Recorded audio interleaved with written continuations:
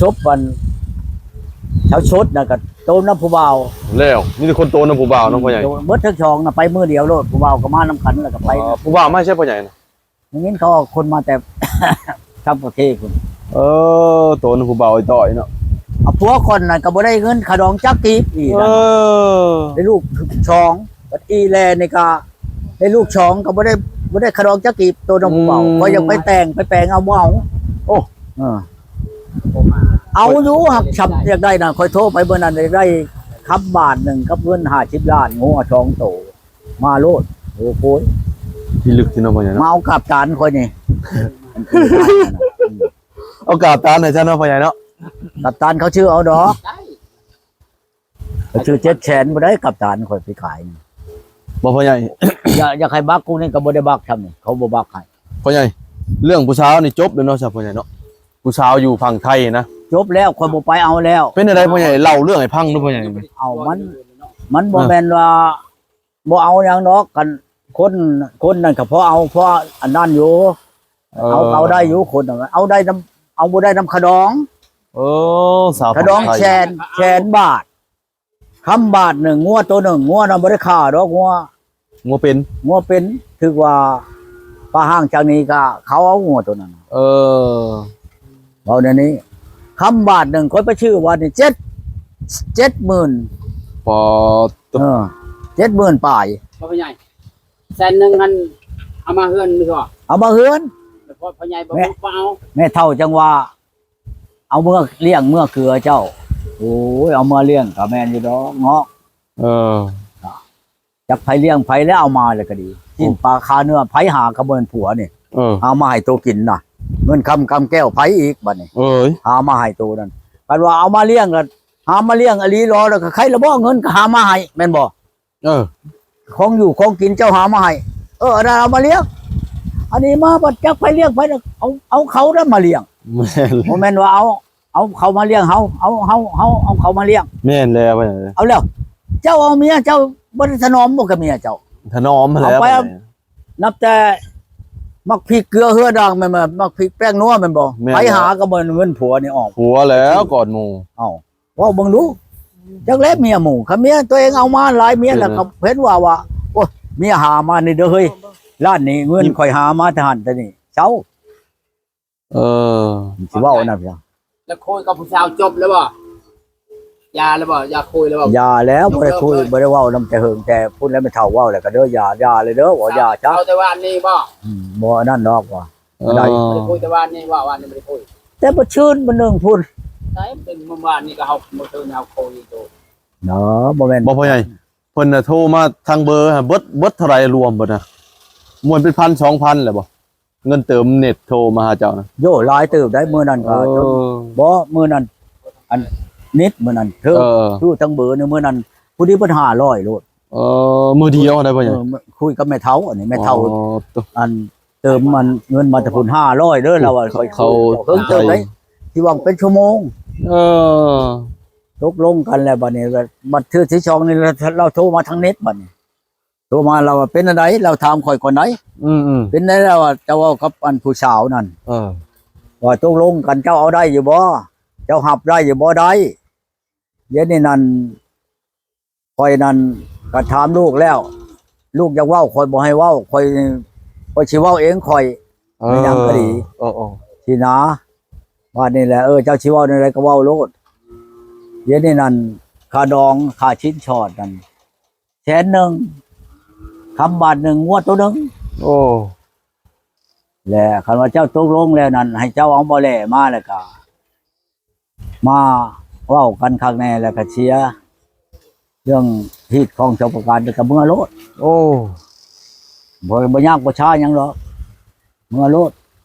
หักลูกมันนี่กับพุ่นแล้วบ่ได้เมื่อพร้อมแล้วลูกนั่นยกเพี้ยนพุ่นแล้วผู้หญิงหรือผู้ชายพ่อใหญ่ลูกนะผู้ชายผู้หนึ่งผู้หญิงผู้หนึ่งลูกอันนี้นะมานี่แล้วก็มันบ่แม่นที่ผู้ชายผู้เดียวผู้อยู่ในหมกนี่ได้นี่อัน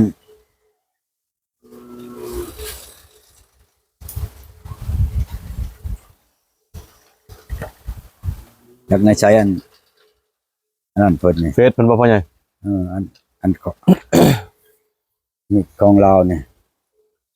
พูดลูกติดต่อเพิ่นใช้อยู่ในนี่นะ บ่แล้วทางอันนั้นเด้ทางแม่เขาก็ทางแม่เขาว่าอย่าเลยบ่พ่อใหญ่ว่านี่นะบ่ ก็อย่าเลยคันคอยสิต่อก็คือสิบ่ได้ดอกต่อก็สิบ่อันนั้น บ่ ดอก ต่อขาดองเลยเขาว่าจนก็ยาเลย บ่ได้ต่อรถต่อลงเลย บ่ บ่พ่อใหญ่บ่ย่านเป็นคือเก่าบ่สมมุติเอามานะสมมุติเสียหลายสมมุติมานะพ่อใหญ่บ่ย่านเขาไปปะ ไป เนาะ ผู้นี้น่ะไปแท้ เออ นี่ดิเบิ่งนี่นี่นายมันโตมานี่ ไปสิบ่เสียเงินดีดอกว่าจะพ่อใหญ่ ฮะ เขาได้ ฮัลโหล สาวเด้ ยังเลยทุกคน เช็ด เฮ็ดหยังแล้วว่าไหนโทรมาฉัง อ้าวโทรมาถามว่าเฮ็ดกันไปกินดองบ่ ไปกินดองเขาหากะมานี่ เออ เป็นจังได๋หมาได้บ่ค่อยขอให้ขอหมา บ่ได้มาเขาบ่ให้ เอาแล้วจะบ่ทีฮ้อนหมา ยังแล้ว สิแม่นเผา เขาว่าให้แต่ตัวเดียวข่อยก็เอาร้านข่อยเอา พิธีคนมาแล้วพ่อใหญ่ สิ เนาะ แม่น โคตร เผามุกไผกินใช่บ่ วงหนึ่ง มา มาพ่อใหญ่ สามตัวเขาบ่ให้เขาให้ตัวเดียวนี่เอาแหละ อย่าแล้วหาขอบนใหม่ให้แน่เด้อ สิขอให้ดอก ขอให้แน่ เออ แมวมีแล้วแมวเนาะพ่อใหญ่เนาะ พอได้มารักษาเสียง ไปน่ะ ฮะ เสียงปากไป เอาเชียงปากมูลแล้วมาลิ้นนำ เออแม่ไปนอนนะ ชาวใช้ผู้ใหญ่ บอกไปนอน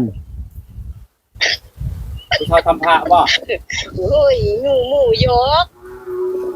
อกว่าให้ข่อยไปนอนเจ้าโอ้ย โอ้โต ไปนอนที่ได้ไปบ่หมด อ๋อ ห จะ มู ใครนอน ว่าจะใช้นั่นหมูมันผัวเจ้าบ่ มาเร็วนั่นบ้านหนึง ได้บ่มีกู เอ้าบ่แม่นอันไหนแม่นนอนกับหมอนั่นคุมืออยู่บ่เดี๋ยวนี้น่ะ อันนั่นเห็นพ่อใหญ่จับได้แล้วบ่ะ เอานอนผูกกับเว้านั่นแล้ว เออ แม่นว่าแม่น เรียบร้ มั อน ย กอดกันแล้วออกมาเว้าน้ำข่อยบ่ เออ ฮะ เรียบร้อยแล้วบ่ยังน้ำพ่อใหญ่เนาะ นั่นกอดกันเมื่อยกอดกันแล้วมาเว้าน้ำมาออกมาเว้าน้ำข่อยบ่กอดโลด ฮัน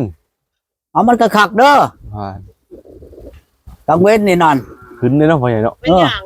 เอาขึ้นคือโตนลงใส่ก็เอาโลดเด้อ ว้า เอาตามใจโลด ทำไม่ตายพ่อใหญ่ที่น่ะ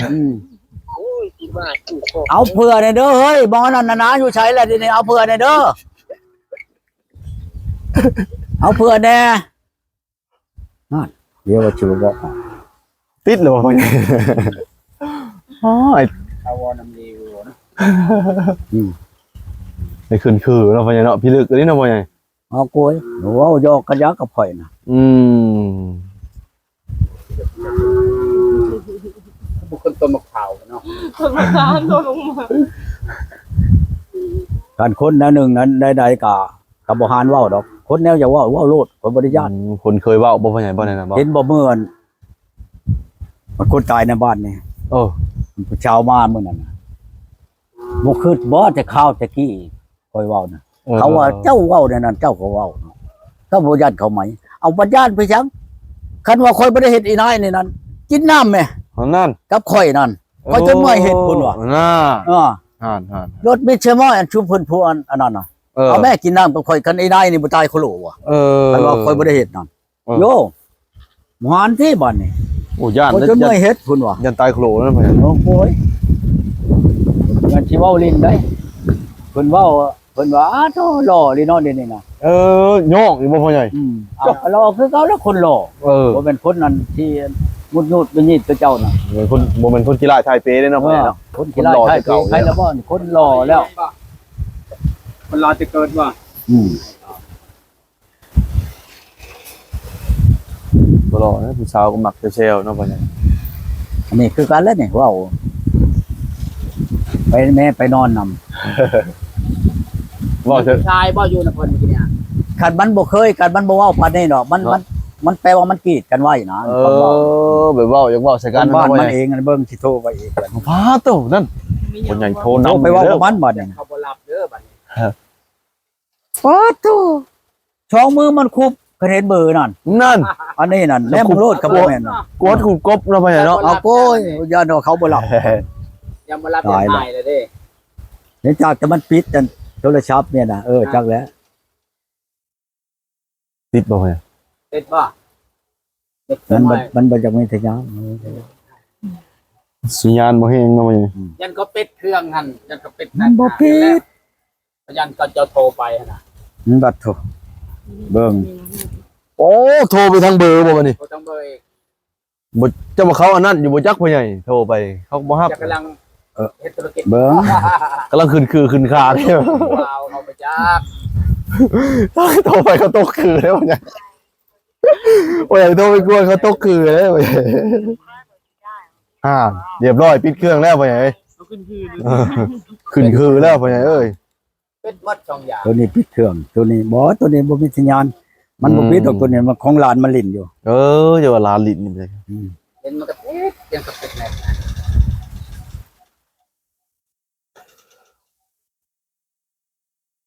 บ่ได้ไปหาสาวจันทีบ่ซับพ่อใหญ่บ่ได้ไปเลยบ่ บ่ได้ไปเลยเด้ เออ แต่ค่อยมาแต่พุ่นแล้วค่อยบ่ไปเลยได้ค่อยฮู้จักแล้วภาษามันนั่นมันเป็นน้ำมันตู้ผายนั่นตู้ผายนั่นยั่วกินยั่วให้อีนั่นล่ะชื่อนั่นชื่อนี่ไปกินอาหารน่ะนะ โอ้ เดี๋ยวพอได้กินน้ำอีนั่น โอ้ ฮู้จักภาษาเขาเบิดแหละค่อยเลยบ่ไปซับมันตู่พายบ่พ่อใหญ่ ตู้ผาย ตู่พาย อืม บ่แม่นที่ตู่อยู่ บ่แม่น ค ตู้ นเต้ ผายนี่ผายนั่น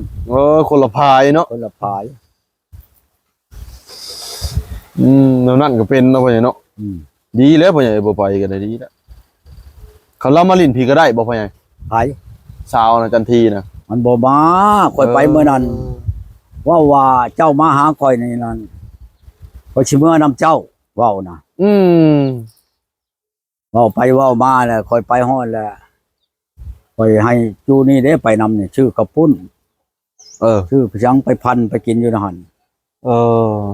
แล้วไปแล้วก็กินข้าวปุ้นข้าวปาดยาอะไรก็กับไปเจ้าสิเบิ่งเบิ่งเฮือนเบิ่งชานข่อยก็ดีบ่แล้วกันเจ้าบ่มาแต่งข่อยบ่สิเมื่อไปชังวะ นั่นน่ะก็เว้าแล้วมันเนาะ หรือเว้านำไม่เฒ่าก็กันเจ้าจะใครเมื่อก็มาแต่งเอาว่าซั่นโอ้โหยแบบนี้ข่อยก็ยาโลดข่อยก็บ่ไปใกล้จักเทื่อบ่ถามหมดข่าวตาผายโทรมาว่าอันเช้าจันทีให้มาลิ้นน่ะบ่ว่าข่อยบ่ไปลิ้นดอกข่อยลิ้นนั่นแบบข่อยอยากลิ้นนั่นน้ำมันผู้เช้านั่นคือเช้าจันทีนั่นบ่ได้อึดแกมามื้อนึงรถ10ล้อก็ยังเหลือว่ะ ว้า ข่อยอยากได้อยากลิ้นคือเช้าจันทีน่ะก็สิวนไปสั่ง บ่จะเป็นคือแต่เนาะ เอาแล้ว บ่ไปมาบ่ได้เป็นเรื่องนะ ก็คือกันกับมัน โอ้ เว้าน้ำมันตะพายเว้าน้ำมันนั่นแหละของมันฮู้จักอยู่แล้วคนนั่นคันแบบมันตะพายเนาะมันบ่สิบ่ควรเจ้าบ่ได้เขามานั่งเต็งขากันเต็มมือคือข่อยน่ะข่อยยังบ่กอดโลดนี่มันบ่หาเต็มมันคือข่อยน่ะตะพายนั่นโอ้ยแนวมันเฮ็ดได้มันก็เฮ็ดนั่นแหละคน ตะพายนี่กอดเป็นกอดแล้วบ่พ่อใหญ่เป็นกอดตะพายบ่นะ บ่กอดแล้วขามันเต็งตะพายนี่มันจ้องคอจ้องมันดึงแขนบ่เห็นบ่จันมันเขาลงชิปนั่นชื่อนั่นช่าง แล้วพ่อใหญ่นี่เพิ่นบ่กล้าบ่พ่อใหญ่ โอ้ยมันกล้าข่อยก็กอดแล้วมื้อนั้นมันไปเฮ็ดเพื่อนครับ พ่อใหญ่ประเทศอลีเนาะเพิ่นย่านเนาะพ่อใหญ่เนาะ ย่านที่ ย่านพ่อใหญ่เอาอลีแล้วสงสัยชาวจันทีย่านพ่อใหญ่เอาขาเลย เอาป๊อบข่อยมื้อนั้นข่อยไปผู้เดียวข่อยชื่อกระปุ้นไปให้กระปุ้นมานี่เด้อข่อยก็ชื่อไปให้2โลมื้อนั้น พ่อใหญ่ไปกับไผไปผู้เดียว ไปผู้เดียวข่อยเข้าในวัดน่ะเขาไป ทีมงานทำบ่ได้ไปบ่ ไปบ่ได้ไปข่อยไปผู้เดียวไปแล้วไปนั่งอยู่นั่งเฮียนกันกับข่อย อันเว้านั่นคันคนดีมันสิหานเว้าบ่นั่งอยู่2คนห้องข่อยขนาดใหญ่พี่ใดเว้านั่นใดเบิ่งข่อยว่าสิงมมึงมันก็ป๊อบไปบัดนี้วันนี้ข่อยเราปวดท้องข่อยปวดทายบัดนี้ข่อยเราไปทายเบานี่บ่ได้ไกลดอกสิปานก็งี้หั่นล่ะนั่นแหละบกทางเข้าเฮือนมาเด้ 13เมตรเนาะพ่อใหญ่เนาะ คนเลี้ยวมาบ่เห็นไปแล้วปุ๊บเอาแล้วข่อยมาถามมัน คนเฮือนใกล้บ่นั่งอยู่กับมันนั่นแหละ ไปใช้ก็ชาวจันทีนั่งอยู่นั่นเอ้ามันก็ย่างเขาพุ่นแล้วย่างเขาไปทางหรือมันเข้าเฮือนมันบ่จักแล้วคนก็ไปถามในเฮือนมันเห็นอ้ายมันว่ารู้น้าบ่าวมันอยู่ในเฮือนไปถามกักๆนั่นอ้ายมันอาหารเฮ็ดกินอยู่ผู้เดียวอยู่ลุกทุกอยู่ในเฮือนไผน่ะถามแม่มันไปเอาเตยมื้อนั้นน่ะมาแล้วใช้ชาวจันทีเข้ามานี่ไปเลยมันว่าอันหมอนผู้อ้ายมันน่ะ ไปพุ่นแล้วว่าซั่นไปเลยมาบัดนี้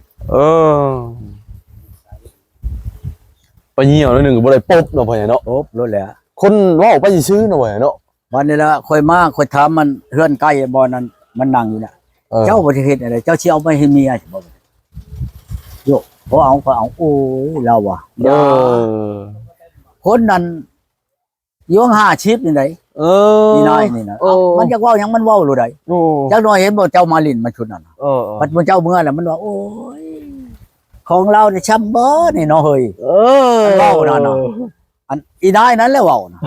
ไปเว้านั่นแล้วว่าแนวนั้นก็เว้าแล้วว่าโตจะเฮ็ดหยังอันนั้นเขาเว้านั่นโตจะได้ใหญ่บ่เอ้าใหญ่นั่นแหละมันจะใครแน่มันว่าน้อยหลายมันก็บ่ม่วนบ่หยังมันเว้านั่นก็เว้าเนาะพ่อใหญ่เนาะโอ้ยข่อยจะว่าอีนายนั้นแหละเว้ามึงเจ้าว่าคนนั้นถึงชิปถึงชาวบ่ซั่นน่ะคนวาง5ชิปนี่ได้วะชวนพ่อใหญ่เพิ่นหลายเถื่อเนาะสมมุติไปเอาจังเทื่อนึงสิบ่เว้าทั่วบ้านเนาะเอาแล้วว้าวความคิดละงายเนาะไปเฮ็ดชะมาแล้วโอ้ยคืนนี้มันจังชัดจังชี้มันสิเว้าเจ้าคืนนี้บ่10 11 12บ่ไปเว้าว่าความเราดิเจ็ดไปเถื่อนี่เพิ่นแม่นบ่ล่ะเจ้าก็พริอายแล้วอายโอ้ได้ขายยาได้พ่อใหญ่เช่าคนนั้นนี่ยาโลดบ่เป็นอะไรพอดีเลยพ่อใหญ่สิดังนี่เลยเนาะสิได้ขายยาจะบ่แม่นง่ายเลยฮะเขาเพิ่นไปเว้าแต่เขาฮู้ก็พ่อใหญ่แล้วจะได้ขายยาพ่อใหญ่เนาะพ่อใหญ่จักแล้วกันอันนั้นกับอันมีผู้นึงมันโทรมาโทรใช้อันนั้นมากินโทรศัพท์มือถือนี่ว่าเขาไปได้เบอร์มาใช่พ่อใหญ่มีคนได้วันนี้แล้วค่อยส่งเบอร์ออกไปนี่เขาก็จดแม่นแล้วว่าบัดนี้ละโทรมาใช้นะว่าอยู่ในเชโนอยู่ในอันตลาดเชโนนี่ว่าอีนายโฮมนั่นว่าก็ค่อยจังชั้นจังชี้ว่าค่อยจังว่าคันสิไปถามอีนายโฮมบัดนี้มันบ่ได้สิผิดกันคันมันบ่ทันเอาผัวนั่นสิไปอยู่อันนี้มันเอาผัวแหละมันสิไปเว้าพื้นข่อยนี่มันเว้าสิเว้าเป็นบ่เบาแหละคิดว่าอีนายนี่ชอบให้คนผิดกันอันเว้าแล้วก็บอกอันนั้นออกแล้วก็โทษแค่กับบ่ติดโลดได้อันเว้านั่นไดว้าวอยากฮู้จักเด้ว่ะแต่มันโทรทั้งเน็ตนี่ค่อยฮู้ค่อยสิฮู้อยู่อันนี้มันโทรทั้งมือถือนี่โอ้ยค่อยจังว่ามันชาติอยากฮู้จักมันเด้ว่าอีนี่มันอยู่ในไสเด้เจ้าถามมันเจ้าอยู่ในไสอยู่ในเชโนนี่อยู่ตลาดเชโนนี่ว่ามันนักมันบ่บอกคักคือว่าเบอร์อันเน็ตนี่ยังว่าเฮา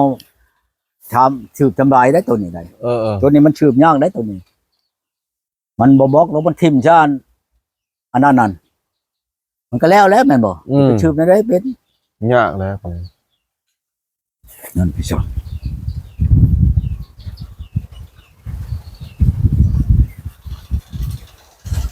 บ่มีใครมาหาพ่อใหญ่หรือบ่พ่อใหญ่บ่โอ้พี่ตกมาเนาะพ่อใหญ่เนาะพี่เนาะนี่เนาะพี่แล้วนี่ได้กินได้เห็นบ่นี่ไก่จักมันเป็นแบบใดจังว่าคนเบิ่งมันต้องกินนั่นไดตกมาจะพูดไดมันถึกนี่แล้วมันติดได้เป็นตุ่มนิดหน่อยเป็นตุ่มยางมันบ่ยางพ่อใหญ่เนาะยาง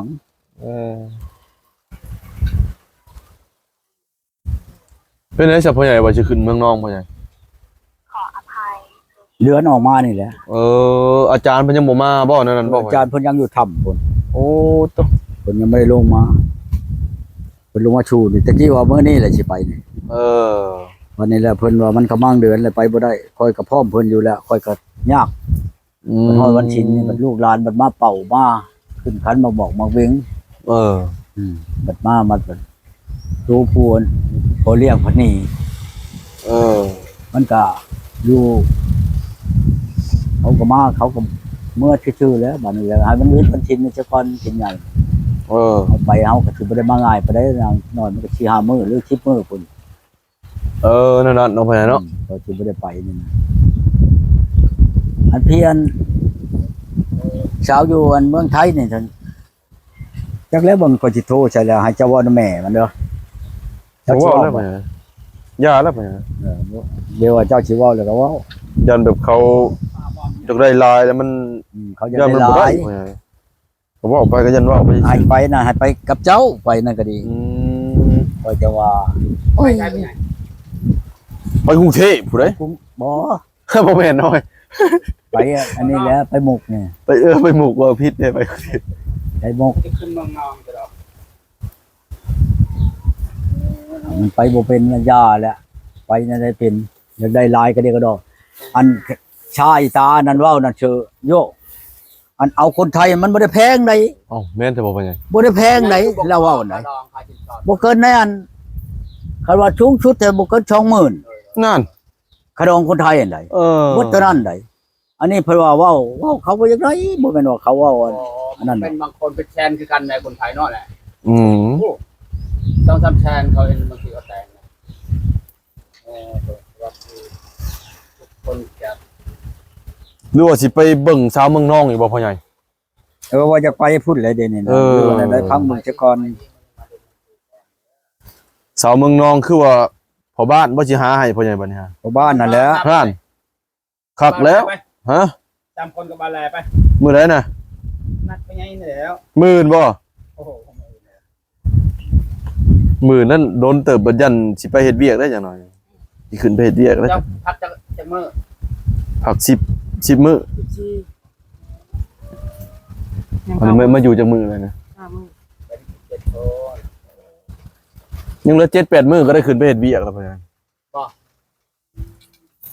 ขึ้นบ่ไอ้หนอม ขึ้นเมืองนองเขาอ่ะ ขึ้นไปหาผู้สาว ขึ้นไปเวียกพ่อใหญ่เลย การมันก่อน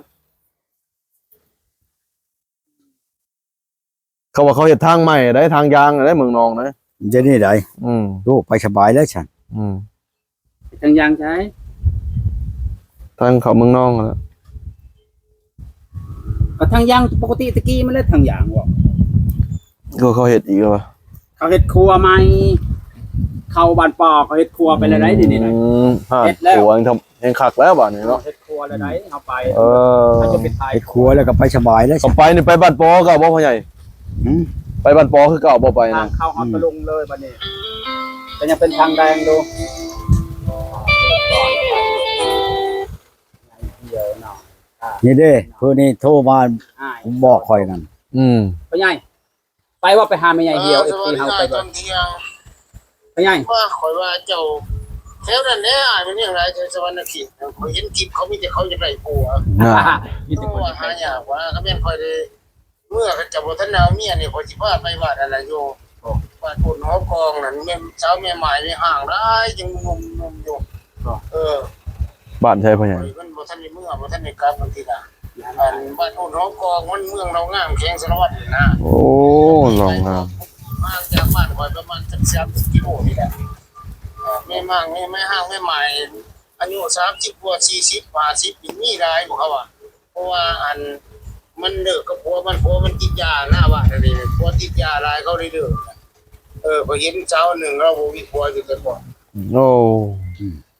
เสาเรางามได้อยู่เรางามได้บัดนี้ได้ อันนี้เราอยู่อันอุบลผู้ใดผู้นี้นะ อืม อันนี้เราพ่อนอยู่กับผู้ชาวนี่ เออ คนลาว ไปอ่ะอ๋อตัวผ่อนกับผู้สาวเหมือนพี่น้องเอ้ย ผู้ชาวชีวิตหยังเราผู้ชาวอยู่ในห้านอยากนอนน้ำมันก็ได้เราอ่ะ เออ มีเงินในมัน1,000ที่500ก็ได้คณะได้อันไปเคยกับมันแหละก็เอามานอนนำซื่อๆก็ได้เรา ไปเที่ยวมานอนหนาว ไปเหล่างามมาไปรถพ่อใหญ่จะไปห้วยงัวเลยพ่อ บ่ง้อละยาเลยเนาะ ไปเคยไปเลยหัวงัวเอาโลดก็ไป ลาบได้แม่นบ่โหยง้อนี่ ลาบแล้ว โอ้เรียกก็ดอกเอาจัก สา เป็น แก ได้ งสารวันเลยหัวงัว ผู้ชาวนั้นกว่าดอกแม่เจ้าน่ะอันทั้งใหญ่ทั้งตู้อันนั้นทั้งเท่านั้นอยากได้หาอัน30ล้านกับควายตัวหนึงกระดองเพิ่นนั่นโอ้อัน5ล้านคะแนนเขาเอากว่าอันจับตูนั่นไปเฮ็ดเมียนั่นก็ฮิไปเอาถอนก็30-40ล้านโอ้ บ้านหัวงัวขี้หลักกระไรเนาะพ่อใหญ่เนาะ คนแก่แล้วบ่30 ล้านนะ บ่ได้แก่แล้วเราก็นั่งอยู่หั่นแล้วหักเราอายุสูงอายุ60ปลาย ได้30 ล้านฮะ มันยังงามอยู่บ่คนน่ะ โย ก็บ่ได้ขี้ไล่ไปได้แล้วธรรมดาบ้านเมืองนี่แหละ อืม คนตุ้ย ที่60ก็ยังนมเนาะคนบ่ได้เบียกเนาะ โอ้เลย เนาะ อ๋อสนุกอยู่บ่พ่อใหญ่เบิ่ง เขาบ่ได้เฮ็ด ก็สนุกอยู่บ่พ่อใหญ่ อันเช้านั่นน่ะ คือสิบ่สนุกเนาะพ่อใหญ่เนาะ คอยว่าอีนายนั่นสนุกนั่นบ่มีดอกบ้านโดนงัวนั่นแฮงกว่าหัน อืม มันสนุกผู้ช่างความถูกข์วันเฮือนก็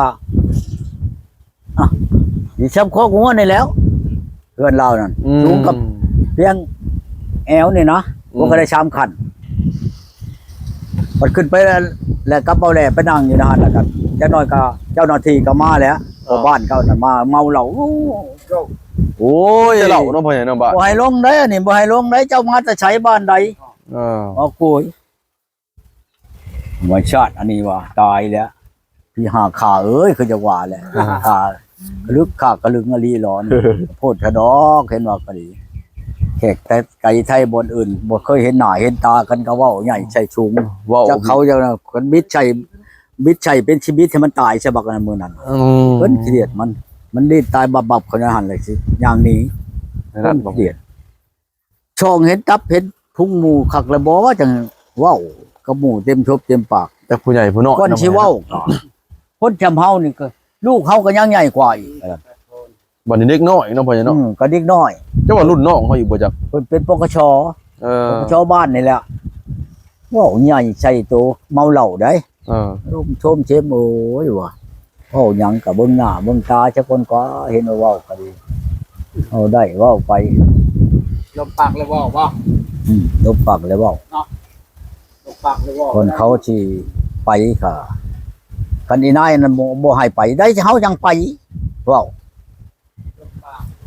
เนาะพ่อใหญ่ทุกคนใหม่ไปไผสิไปเนาะพ่อใหญ่ เอาแล้ว มาโลดมา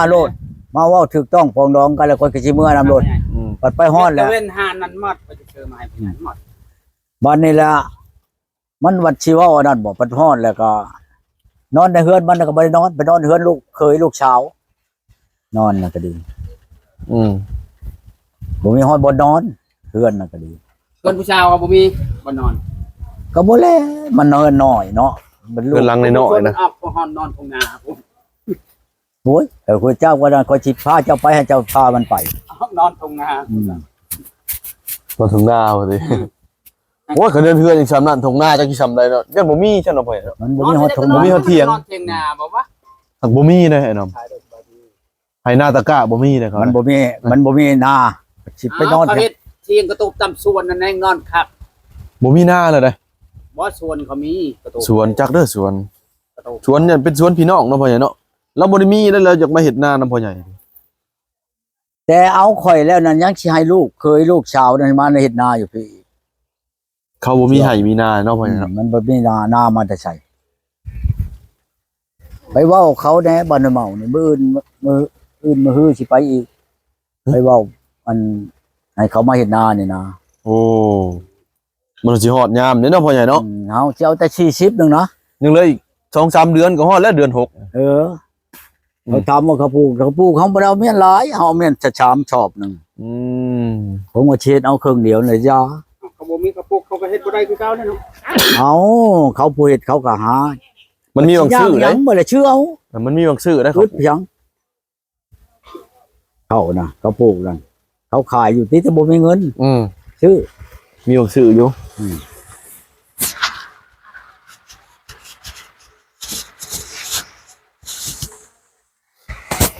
เป็นได้ตากำมันบ่ได้โทรหาเจ้าว่าโต โอ้ยแต่มันเมื่อแล้วมันสิโทรหาเพียงโทรไปกับเมียมันหับ ให้โทรไป ถามนั่นว่า